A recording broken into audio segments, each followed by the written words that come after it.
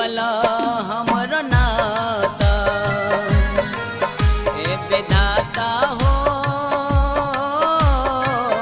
कैसन बनवला हमरो नाता।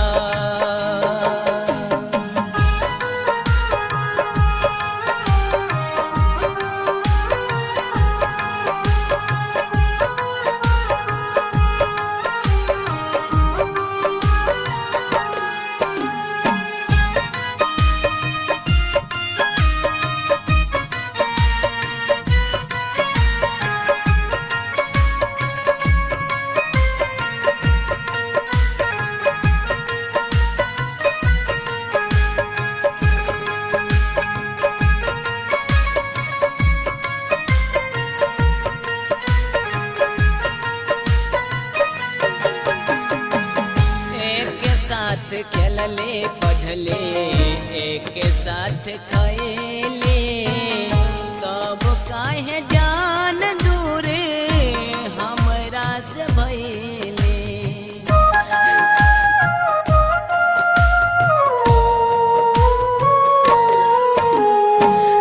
एक साथ खेलले पढ़ले एक साथ खैले तब काहे जान दूर हमरा से भइले। दोसरा के नाम के हाथ ओ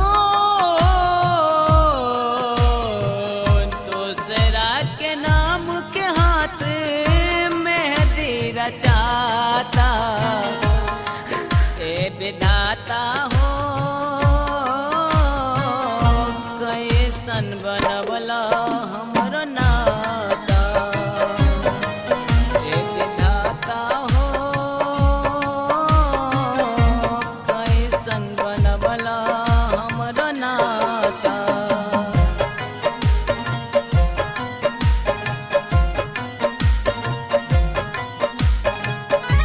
दिल में आग लगी जब वह खपा हुई, महसूस हुआ तब जब वह जुदा हुई।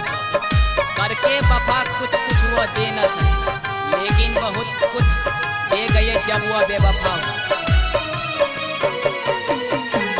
सपना सजबले रहले रहे एक साथ के, पल भर में भूल गईनी पहला मुलाकात के।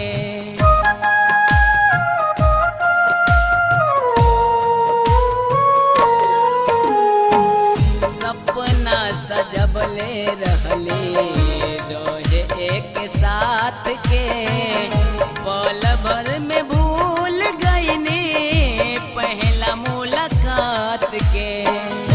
आँखियाँ लोराए खुनमा हो आँखियाँ लोराए खुनमा ढर ढर जाता। ए विधाता हो कैसन बनवला हमरो नाता। ए विधाता हो कैसन बनवला हमरो नाता।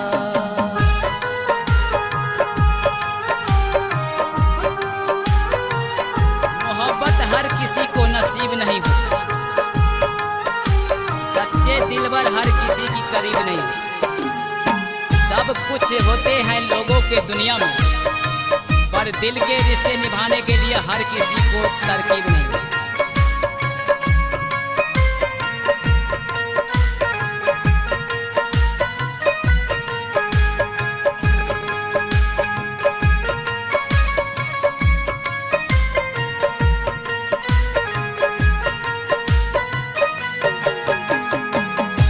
जहाँ तू जइहा उहमा खुश रहिहा जान हो।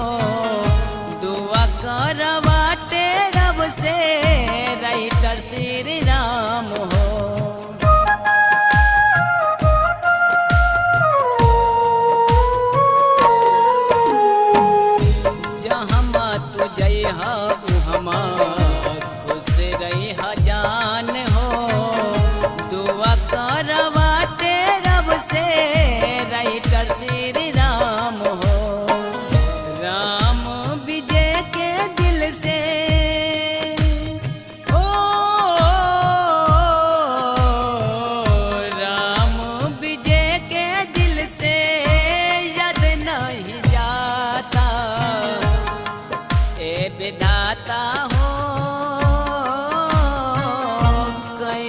कैसन बनवला